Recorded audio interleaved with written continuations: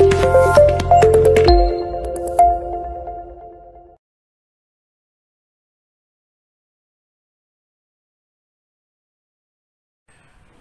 na pagtanggap dito po sa ating ginagawang pag-aaral sa True Bread Training Institute. At ang ating pong susunod na pag-aaralan ay tungkol sa banal na espiritu. Karamihan sa Bible School ay tinatawag po itong pneumatology. Pneumatology. Ngunit sa atin po ay mas nanaisin ko na tawagin itong knowing the Holy Spirit. Ilalahad ko po sa inyo ang ating pong layunin sa pag-aaral na ito. At ito po siya. The purpose of this study is to know the Holy Spirit by understanding the scriptural teaching regarding His person and works. So medyo malawak po ito sapagkat nais po nating makita ang maraming katotohanan tungkol sa banal na espiritu. May mga ilan din po kasing pananaw tungkol sa Kanya. Ang mga ilan ay tinuturing siyang kapangyarihan lamang ng Diyos. Ang mga ilan naman ay siyari ng Panginoon. At kung ano-ano pa na sinasabi tungkol sa banal na espiritu. Medyo mahaba po ang ating gagawing pag-aaral sapagkat intensive nga po ang nais natin. Nais nating makita ang lahat ng aspeto tungkol sa Kanya. Ano ba talaga ang sinasabi ng Biblia? At yun lamang po ang ating paniniwalaan. Dito po sa True Bread Training Institute ay hindi po maaaring paniwalaan ang ating mga haka-haka. At kalimitan po ay sinasabi ko na kapag wala sa Biblia at nagbibigay tayo ng ating kuro-kuro, ay maaari itong mali o hindi. Tinitingnan natin ang lahat ng aspeto tungkol sa Kanya sapagkat nais nating pag-isahin. Alam natin at naniniwala tayo na ang Diyos ay hindi po mali-mali. At sapagkat may mga ilang bagay na itinatago ang Diyos upang nawa ay pagsikapan ng mga mananampalataya na ito ay tuklasin. Yan ay upang makita marahil ng Diyos kung gaano kasikap ang isang tao sa Kanyang ginagawang paghahanap sa Kanya.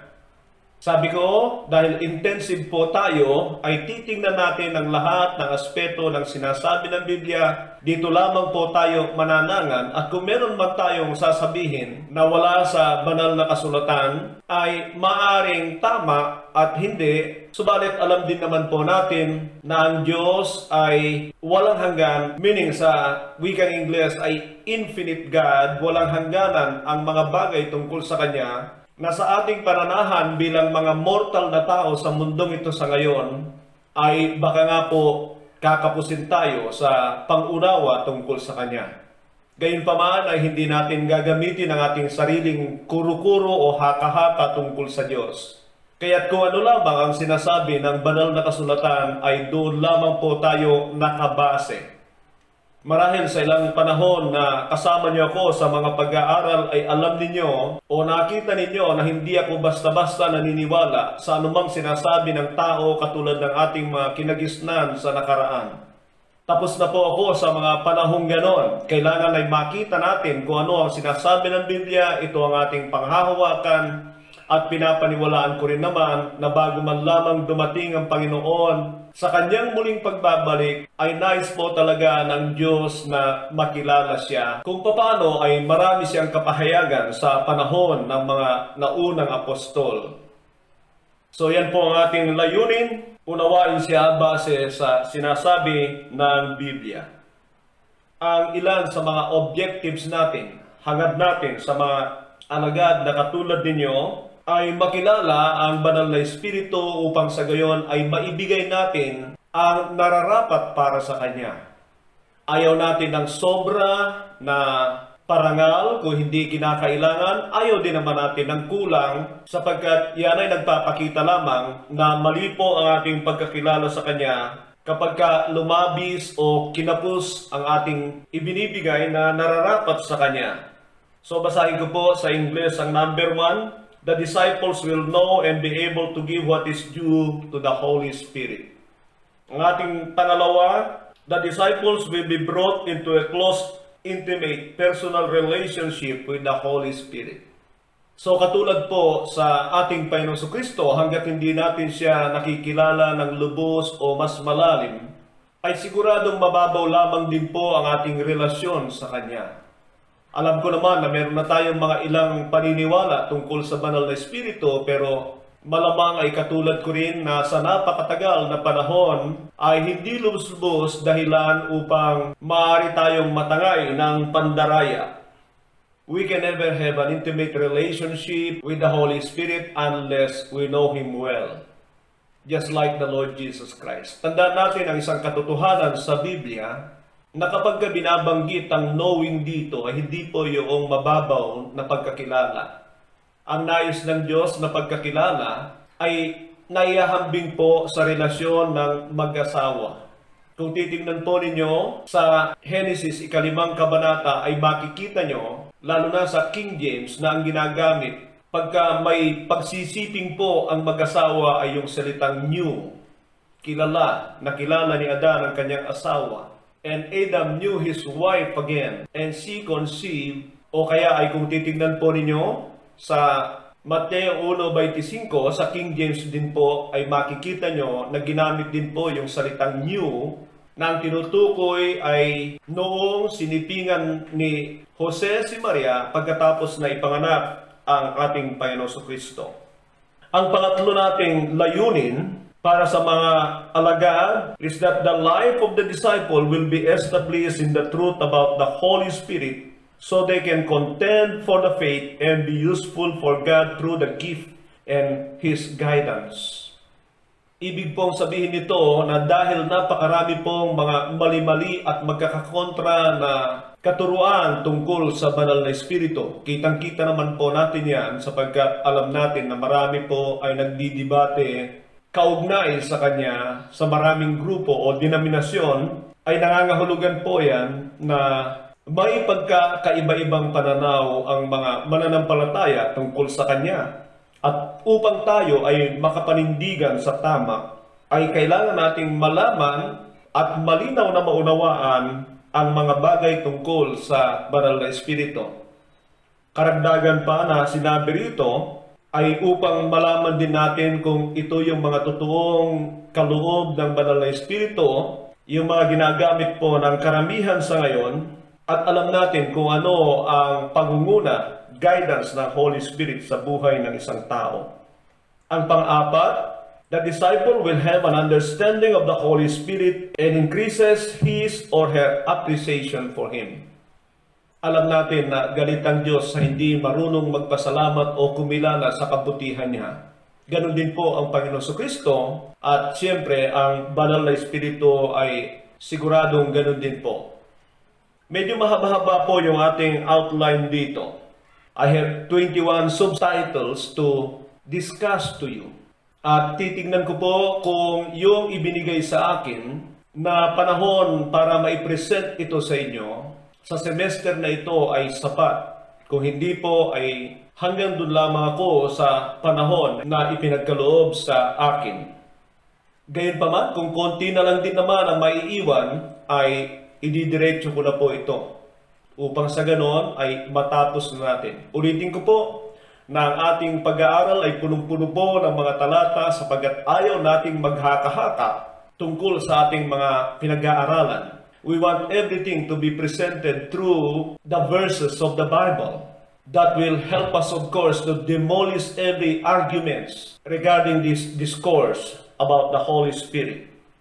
Bukod po dyan sa 21 subtitles na ilalahad ko sa inyo ay baka meron pa o marami pang maidadagdag habang ito ay aking pinag-aaralan sa kasalukuyan.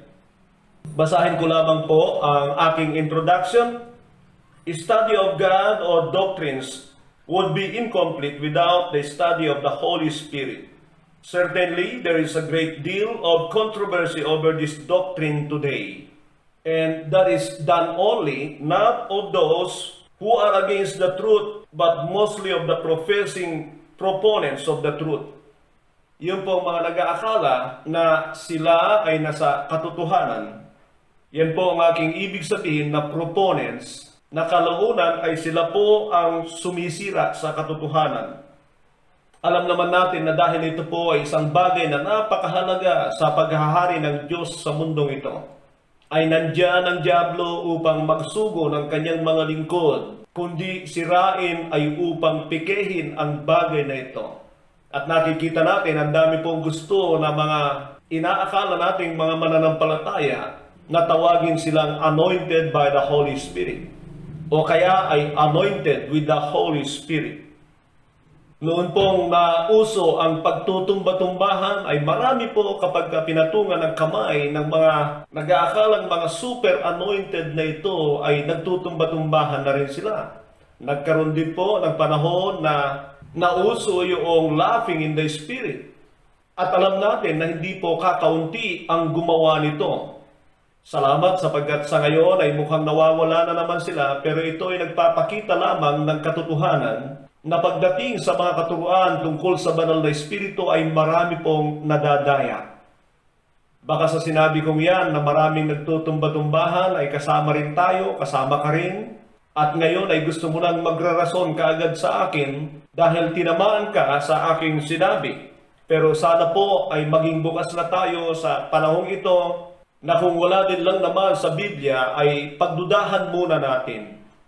Isa sa mga nais kong ipakita sa inyo rito, mga kapatid, na alam kong napakahalaga para sa kaunawaan tungkol sa banal na espiritu ay kung ano ang sinasabi ng lumang tipan tungkol sa kanya, sapagkat naniniwala tayo na kung siya ay persona ng Diyos, ay dapat ay hindi siya nagbabago. Kung ano siya sa lumang tipan, ay siya rin sa bagong tipan. Nagtataka lang po tayo sapagkat nandiyan naman ang Biblia at alam ko na hindi po naglalagay ang Diyos diyan ng kalituhan kung paniniwalaan lang po natin at hindi dadagdagan o kukulangan o babawasan ang mga nandiyan. Nais ko kayong unahan na sa aking ginawang pag-aaral ay meron pong mahigit 20 ministeryo na ginagawa ang banal na espiritu sa lumang tipan, na nakita ko na siya rin ang kanyang mga ginagawa sa bagong tipan. Siyempre, meron lang kaunting kaibahan sapagkat ang pinapakitunguhan lang ng Diyos sa lumang tipan ay ang Israel bilang bansa na kanyang pinili, subalit sa bagong tipan ay ang kanyang mga pinili sa mga bansa. Nagkakaroon po ng kalituhan sa bagay nito sapagkat tumataas po ang nagbibigay ng kanilang akala, tumataas ang bilang ng mga naghahaka-haka lamang tungkol sa banal na espiritu at hindi po nilalaliman ang kanilang pag-aaral tungkol sa Kanya. Bilang persona po ng Trinidad, diyan pa lang sa salitang yan ay marami pong naniwala diyan na hindi po nila sinikap na unawain ang lahat. Sinasabi ko po yan sapagkat ako man din po sa napakatagal na pagiging Kristiyano ay hanggang 3 o 4 lamang ang talata na alam ko tungkol sa Trinity. Tanggapin natin ang katotohanan na hindi po ginamit ang terminong Trinity. At yan po ay nais kong ipakita sa inyo sa bahaging ito upang sa ganoon ay maging mas malinaw ang ating pangunawa tungkol sa Kanya. Pero ituloy ko po yung aking sinasabi na ang banal na espiritu ay hindi po mas mahina, mas mababa ang uri kung siya po ay persona ng Diyos. Pero naniniwala tayo na may kanya-kanya po silang trabaho, function bilang isang Diyos at ito ay papakita ko po sa inyo. So ang unang-una ko pong nais ilahad sa inyo o ipakita sa inyo ay ang tungkol sa 3 persona ng Diyos. The triunity of God. Yan po yung sinasabi ko kanina na sa tagal ko na kahit pastor na po ako ay hanggang 4 na talata lamang po ang alam ko upang idepensa ang tinanggap kong paniniwala sa mga nagturo sa akin. At marami pong ganyan sa atin. Baka nga 1 o 2 talata lang ang ating alam tungkol sa ating pinaninindigang aralin tungkol sa Trinidad o sa Trinity. At ipinipilit na natin ang bagay na yan. So sa akin pong presentasyon sa inyo, ay meron po akong ipapakita sa inyo na 18 talata o sa wikang Ingles ay passages sapagkat hindi po iisang talata minsan ang nagtataglay na ipinapakita ang Ama, Anak at Espiritu Santo at ang mga ito ay lilinawin ko po sa atin. Basahin ko po ang aking inilagay dito. The Trinity describes a relationship not as 3 gods, but one God in three persons. There is no doubt about the deity of the Father. The deity of Christ Jesus is established in Christology, the Holy Spirit in pneumatology, as well as His personality. Here we will show you, or I will show you, three separate identities and God being one. Observe the three in its verses. Alam niyo po, sa pananaw na ito ay marami pong kumukontra. At siyempre, noong araw ay medyo napagdududa pa rin tayo dahil nga sa kakaunting talata na ating naipandidepensa sa ating paniniwala. At katulad ng sinabi ko sa inyo na alam naman ninyo na ngayon ay nakikita ninyo na kahit anuman ang aking kinagisnan kapag hindi ko malinaw na nakikita at mayroon akong nakikita na mas malinaw sa Biblia ay hindi ko po panghahawakan yung aking kinagisnan kundi yung sinasabi ng Biblia. Kaya lamang ay malamang ay nakikita po ninyo na meron na po akong pinaninindigan at yan nga po ang aking sinasabi sa inyo tungkol sa tatlong persona ng iisang Diyos. Ang ilang paniniwala ay kumokontra sa bagay na yan. Meron po agad nagsasabi na ang Trinidad ay sa demonyo at ang Trinidad ay hindi makikita sa Biblia o ang Trinity. Totoo naman po na hindi nakikita ang salitang Trinity sa Biblia, pero kung titingnan natin, at ngayon ay gagawin ko po na ipapakita sa inyo na ang Ama ay iba sa Anak, ang Anak ay iba sa Espiritu Santo, at ang Espiritu Santo ay iba sa Ama, pero sa Biblia ay hindi ka makakakita ng tatlong Diyos kundi iisa lamang. At yan po ang isang misteryong bagay sa banal na kasulatan. Katulad po na sinasabi ng Biblia na ang mag-asawa ay iisa, nagiging iisa, ay ipapakita ko rin sa inyo sa Biblia na kahit tatlo ay sinasabi ng Biblia na iisa. Maalala ko yung humarap sa akin na sabi niya 1 plus 1, sabi ko 2. 2 plus 1, sabi ko 3. So tingnan mo, sabi niya 1 plus 1 plus 1 equals, ilan ito? Sabi ko, 3. O, kita mo, kabubuhan niyang sasabihin mo, 1 plus 1 plus 1 ay 1. At sabi ko po sa kanya, ako naman ang magpapakita sa iyo. So, ginamitan mo ako ng matematika, gagamitan din kita ng matematika. At ang sabi ko sa kanya, 1 times 1. Sabi niya, 1 times 1, 1. So, makikita mo na pwede pa lang yung tatlo ay magiging iisa. Sabi ko, wala tayong pag-uusapan sa bagay na yan. Sapagkat tayo ay tao, yan ang natural na unawa natin tungkol sa ganyan. Subalit ano ba ang sinasabi ng Biblia? At yan po ay nangangailangan ng panahon upang lubusang mapag-aralan ng tama. So ang gagawin ko lamang po sa inyo mga kapatid, ay ipapakita sa inyo ang mga talatang ito. At hindi po ako nagmamadali. Sapagkat ito po ay matagal ng kontrobersya sa mga Kristiyano. Alam naman natin na kahit anong relihiyon basta naniniwala sa Biblia ay tinatawag na Kristiyano. Ang pantira kaagad ng mga ibang denominasyon sa atin o ibang relihiyon sa atin na yung paniniwalang ito ay paniniwala ng Katoliko na hindi dapat paniwalaan.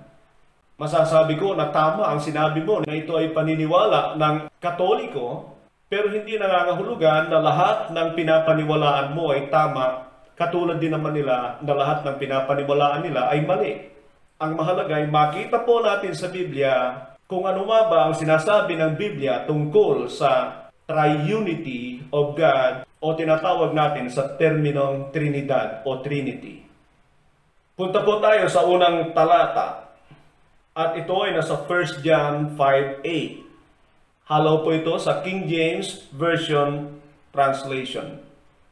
For there are three that bear record in heaven, the Father, the Word, and the Holy Ghost, and these three are one. Sa ating lumang Biblia, na tinatawag na ang dating Biblia, ay ganito po ang nakasulat. Tatlo ang nagpapatutuo sa langit. Ang Ama, ang Salita, at ang Espiritu, at ang tatlong ito ay iisa.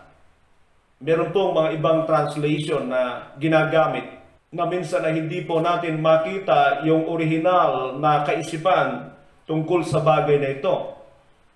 At alam niyo, pagdating sa bagay na ito ay masasabi ko na mas reliable ang King James Version. Sapagkat yun po ay sinasabi nila na i-translate mula sa orihinal na Griego at halos kinopya lang word by word ang ginamit upang sa gayon ay maiwasan ang mga kamalian. So dito ay malinaw na makikita natin na binabanggit ang Ama, yung word o logos ay tumutukoy po yan sa Panginoon. Nasabi ng John 1:1, in the beginning was the Word, and the Word was with God, and the Word was God. At ang pangatlo ay yung Holy Ghost na tumutukoy po sa banal na Espiritu. At pagkatapos nun ay makikita natin na sabi niya, these three are one. These three are one. Hindi niya sinabing these three are three, but these three are one. Ngayon po ay makikita nyo na ang tatlong ito ay binabanggit sa isang pagkakataon na iisa. We cannot equate each one kung hindi po sila pare-pareho ng kalalagayan. Halimbawa po ay sasabihin natin si Adan, si Noe, si Moises. At ikumpara natin sa isa pa na ganito, si Eva, si Maria, at si Jose. Nawa ay nakikita po ninyo ang ibig kong sabihin sa equate o equation na ginagamit ang tatlong ito na tila magkakapareho sa isang pagkakataon. Ngayon po ay pupunta na tayo sa ating pangalawang talata at ito po ay nasa Mateo 28:19. Halaw pa rin po sa King James Version. At ang sabi rito, go ye therefore and teach all nations, baptizing them in the name of the Father and the Son and of the Holy Ghost.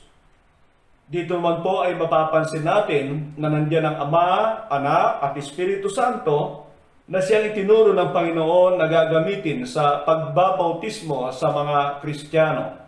Pero makikita po natin na sa turo ng Panginoong Jesucristo ay pinag-iisa at pinagpapantay na kailangan ng bawat mananampalataya na sila ay babautismuhan sa ngalan ng Ama, ng Anak at ng Espiritu Santo. Ngayon po, kung sila po ay hindi naman magkakapareho sa kalalagayan, ay bakit naman pinagpapantay sila rito at kailangan pang gamitin ang ganito sa kanyang pagtuturo? Sa ating pangatlong talata ay sa Mateo 3:16 hanggang 17. And Jesus, when he was baptized, went up straightway out of the water. And lo, the heavens were opened unto him, and he saw the Spirit of God descending like a dove and lighting upon him. And lo, a voice from heaven saying, This is my beloved Son, in whom I am well pleased. Ito po yung kalimitang ginagamit ng maraming Kristiyano para ipakita po ang Trinidad sa iba. Bagamat para sa atin ay tanggap natin at papunta naman po tayo doon sa ating pag-aaral tungkol sa persona ng Banal na Espiritu, na kung ito lamang po ang gagamitin natin ay maaaring pagdudahan nga po ng iba na sasabihin, hindi naman Diyos yan dahil makikita natin na inirerepresenta ng kalapati. Pero ang katotohanan dito, mga kapatid, of course, this is the time of the anointing of the Lord Jesus Christ. At dito ay napakalinaw na ang Ama ay nandoon sa langit, mula doon ang kanyang boses, nandirito ang anak na siyang nagkatawang tao sa panahon na yan, at ang banal na Espiritu na ibinigay sa kanya, at alam natin na ito ang tutulong sa kanya sa kanyang pamumuhay para sa kanyang pagmiministeryo. Later on, we know that this Holy Spirit is the anointing, but according to Hebrews 10:26 is the Spirit of grace. He is the helper who have helped the Lord in His ministry when He was on this planet Earth. Ang pang-apat natin ay sa John 14:26. Ang Panginoon po ang nagsasalita rito at ang sabi rito, but the advocate, the Holy Spirit. So tinatawag po siyang advocate, ang Holy Spirit. Ang advocate ay parang tagapagtanggol o abogado, tagapamagitan.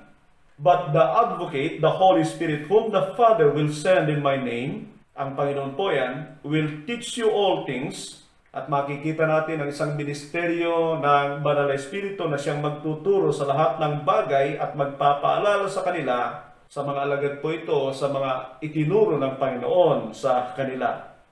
Dito ay makikita natin, ang Ama ay isinugo niya ang Anak. Sinasabi ng Panginoon dito na pag-akyat niya sa langit ay ang Banal na Espiritu naman ang isusugo ng Ama.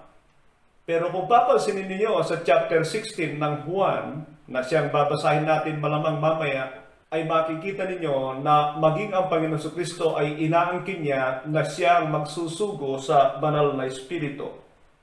Pero isang bagay, mga kapatid, na dahil aalis na nga ang Panginoon at babalik na sa langit, ay ayaw niyang iwanan ang mga alagad na parabagang ulila, orphans.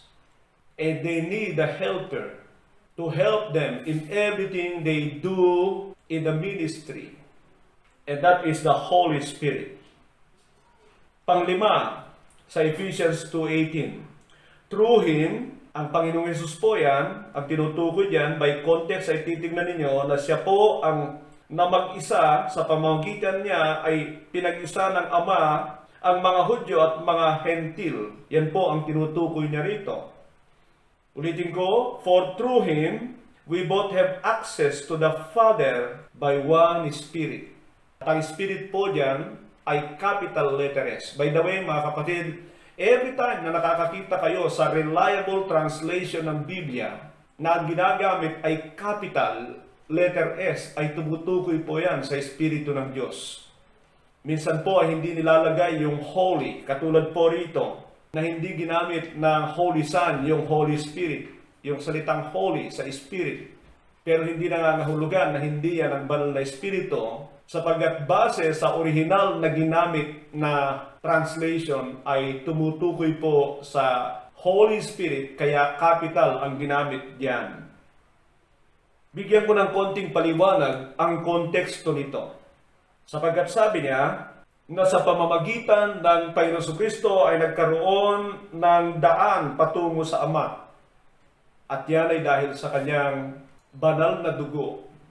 Pero makikita nyo na ginamit din ang Espiritu ng Diyos sapagkat siya po ang nagdadala sa atin at guide natin patungo sa Ama. Punta tayo sa number 6 at ito ay nasa Efeso 4:4 hanggang 6. Ito po ay sa translation na New International Version. There is one body and one spirit. Capital letter S po yan. Just as you were called to one hope when you were called. One Lord, Jesus po yan. One faith, one baptism. One God and Father of all, who is over all and through all in all. Muli ay makikita natin dito na parehong binabanggit ang tatlong ito. Mukhang sa pagkakataong ito ay baliktad sapagkat inuuna ang Espiritu, ang Anak at ang Ama, na doon sa mga ibang talata ay inuuna ang Ama, ang Anak at ang Espiritu Santo. Pero mga kapatid, makikita po ninyo rito na ang tatlong ito ay meron pong kanya-kanyang gawain, functions, and that is to complete the believers sa lahat ng kanilang mga pangangailangan. Punta po tayo sa pampito, sa John 16:15. Nais ko lang pong linawin na dahil kayo po ay nasa Bible School, ay kailangan pong ipakita ko sa inyo lahat ng mga ito at bigyan ng kaunting paliwanag nang sa gayon ay magamit po ninyo sa anumang pagkakataon na kung saan ay maaaring kayo ay nagtuturo o kaya ay nakikipag-usap sa iba na hindi ganito ang kanilang paniniwala. Sabi nga po rito, John 16:15, all that belongs to the Father is mine. That is why I said, the Spirit will receive from me what He will make known to you. Again, these three persons are equated in these verses. At makikita po natin na meron silang kanya-kanyang gawain para sa ating mga mananampalataya. Mula sa Ama, sa Anak, at sa Espiritu Santo. At mapapansin din po ninyo na ginagamit po yung pronoun o kaya ay panghalip para sa tao. Panghalip panao na He. he, hindi po ginagamit yung it, sapagkat siya po ay tumutukoy sa pagkapersona. Ang pangwalo ay sa unang Korinto 12:4 hanggang 6. Sabi po, there are different kinds of gift, but the same Spirit distributes them. There are different kinds of service, but the same Lord. There are different kinds of working, but in all of them and in everyone, it is the same God at work. So muli ay makikita natin ang tatlong ito in different functions. Baka sabihin po ninyo na katulad ng ginagawa ng ibang relihiyon. Bakit pastor? Tinutukoy ang anak, tinutukoy ang Espiritu Santo, pagkatapos ay tumutukoy sa Diyos. Hindi naman binabanggit yung Ama. Unawain po ninyo ang katotohanan ito. Meron pong ginagawa ang banal na Espiritu para sa mga mananampalataya.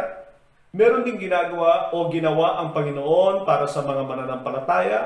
Pagkatapos ay sabi niya, there are different kinds of working, but in all of them and in everyone, it is the same God.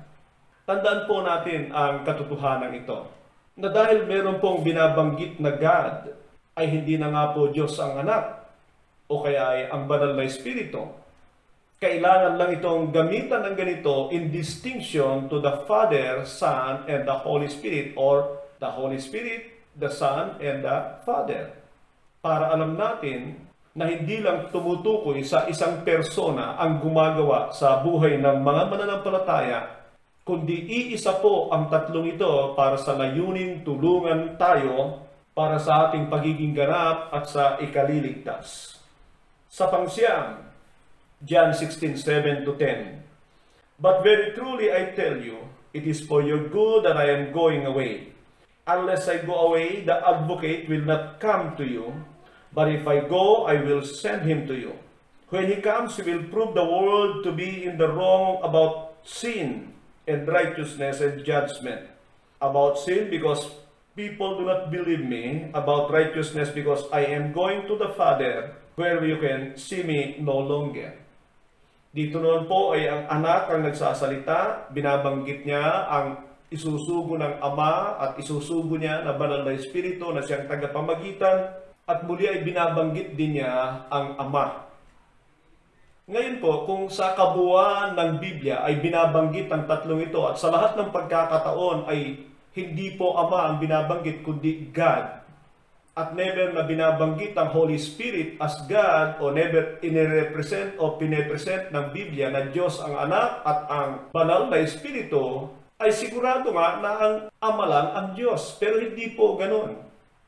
Usually ay ginagamit yung God to represent the Father, sapagkat nandyan na nga po ang anak, nandyan na nga po ang banal na Espiritu, and sometimes ginagamit din ng God para ipakita yung Godhead. Sa ngayon po ay muli ko na namang ipaalala sa atin na sa atin pong pag-aaral ay naniniwala tayo sa kabuuan ng Biblia. Gumagamit tayo ng mga translation, but these are supposed to be reliable translation. Na ang punto ko po mga kapatid, kailangan ang translation na ginagamit natin ay meron pong safeguard. Ibig sabihin ay nababantayan po ito ng ibang denominasyon. Hindi po katulad ng mga ibang translations ng Biblia na itinranslate lamang po ng mga ilang grupo, wala po silang kasama na ibang denominasyon o relihiyon para bantayan sila sa kanilang mga pagbibigay ng kahulugan sa mga salita. Sasabihin ko po sa inyo, may mga Biblia po na ginagawa ang marami na hindi po katulad ng aking ginagamit na nandoon ang mga iba't ibang denomination para sa gayon ay bantayan po ang kanilang mga pagta-translate ng Biblia. Isa po sa mga tinutukoy ko na alam ko na wala pong nagbantay sa kanilang translation ay yun pong translation ng Jehovah's Witnesses, the New World Translation of the Holy Scriptures. Hindi nila maaaring lagyan yan ng mga nagbantay sa kanila dahil ang katotohanan, sila lamang po ang nag-translate sa kanilang Biblia. Ang ating pangsampu ay sa Isaiah 48:16. Come near to me and listen to this. From the first announcement, I have not spoken in secret. At the time it happens, I am there. And now the sovereign Lord has sent me endowed with His Spirit. the sovereign Lord, sabi po ng nagsasalita, na nagsabing, He sent me, na nangangahulugan, yan po ang anak, na isinugo, sino nang sugo, alam natin, ang ama. At pagkatapos ay binabanggit yung pinagkalooban ng banal na espiritu. So kahit sa Old Testament ay meron pong mga ganito para ipakita sa atin na itong konsepto na ito, ang katuruan ito ay hindi lamang po sa New Testament. Pakinggan po ninyo ang katotohanan ito, mga kapatid. Anumang bagong katuruan sa bagong tipan na hindi po binabanggit sa Old Testament ay isa pong mapanganib na katuruan. Halimbawa po, ang tungkol sa New Covenant. Hindi po natin paniniwalaan yan kung hindi pa ulit-ulit na sinasabi sa Old Testament. Hindi rin natin dapat paniwalaan na si Kristo ay Diyos kung Diyos lamang po siya sa bagong tipan o kaya nung umakyat sa langit. Pero alam natin, He was there in the Old Testament. Ilang translation nga lang ng salita mula sa Hebrew, tulad ng salitang Elohim, na tumutukoy sa Godhead, meaning Father, Son, Holy Spirit, ay mahirap nating ipaliwanag na ganun nga ang ibig sabihin ng salitang yan. Sa mga iba ang paniniwala sa ating pinapaniwalaan. Punta po tayo sa panlabing-isa, 2 Corinthians 13:4. May the grace of our Lord Jesus Christ and the love of God and the fellowship of the Holy Spirit be with you all. Yan po ay benediction at makikita po natin na binabanggit po ang Panginoong Jesucristo, ang Diyos na tumutukoy po sa Ama at ang banal na Espiritu, pakikipisan ng banal na Espiritu. Sa Galatia 4:6 para sa ating ikalabindalawa, because you are sons of God, sent the Spirit of His Son unto our hearts, the Spirit who calls out, Abba, Father. Binabanggit po yung tatlo sa talatang yan. 2 Thessalonians 3:5 para sa ating panglabing-3. May the Lord direct your hearts into God's love and Christ's perseverance. So muli ay ine-equate ang tatlong ito in three functions. At ang tinawag na Panginoon dito, may the Lord, that is the Holy Spirit, direct your hearts into God's, and that is the Father, God's love and Christ. At yan ay malinaw na ang tinutukoy niya ay anak. Malamang ay sasabihin ninyo, ang dami pala, Hindi pa po tayo tapos. Meron pa po tayong mga ilan dito. At dahil nga po mga estudyante kayo ng Bible School ay kailangan po ninyong mapakinggan lahat. Panglabing-4 ay sa Tito 3:4 hanggang 7. But when the kindness and love of God our Savior appeared, He saved us not because of righteous things we have done, but because of His mercy. He saved us through the washing of rebirth and the renewal by the Holy Spirit, whom He poured out on us generously through Jesus Christ our Savior, so that having been justified by His grace, we might become heirs, having the hope of eternal life. Wow! Makikita nyo na sa born-again experience ng isang mananampalataya ay gumagawa ang tatlong ito, na sa ating pananampalataya sa naparitong anak ng Diyos ay nilinis tayo sa lahat ng ating mga kasalanan at tayo ay pinanganak na muli, at ito ay dahil na rin sa pag-ibig ng Ama sa atin. Ulitin ko lang po ang katotohanan na ang Ama, ang Anak, Espiritu Santo, pag may kulang po sa gawa sa tatlong yan, ay hindi po kumpleto ang ating kapanganakang muli. They all work together for our regeneration. Kaya kung hindi po nararanasan yung pagkilos ng banal na Espiritu ay kulang po. Kalimitan yun po ang kulang sa mga tinatawag na born again sa ating kapanahunan. Sa ating ikalabing-lima ay sa Hebrews 2:3-4. How shall we escape if we ignore so great a salvation? This salvation which was announced by the Lord was confirmed to us by those who heard Him. God also testified to it by His signs, wonders, and various miracles, and by the gift of the Holy Spirit distributed according to His will. Mukhang tinutukoy dito ay mula sa ating kaligtasan sa kasalanan hanggang sa ating pagdating sa walang hanggang kaharian ng Diyos ay nagtutulong-tulong ang Ama, ang Anak at ang Espiritu Santo para sa ating lubusang ikaliligtas. At siyempre po, ang bahagi natin ay ang paglakad sa nais ng Diyos bilang isang mananampalataya para sila ay patuloy na makagawa sa ating buhay. Ang ikalabing-anim ay sa unang Pedro 1:2.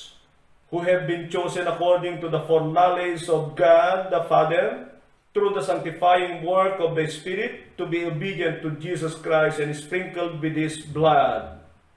Grace and peace be yours in abundance. So muli ang tatlong ito ay binabanggit. At kung pansinin po ninyo, ay napagpalit po na unang binabanggit ni Pablo ang banal na Espiritu kaysa sa Panginoon Kristo. Pero ang totoo, dahil meron pong function ng tatlong ito, pero hindi po sila nagpapaligsahan. They all work together as one, unity.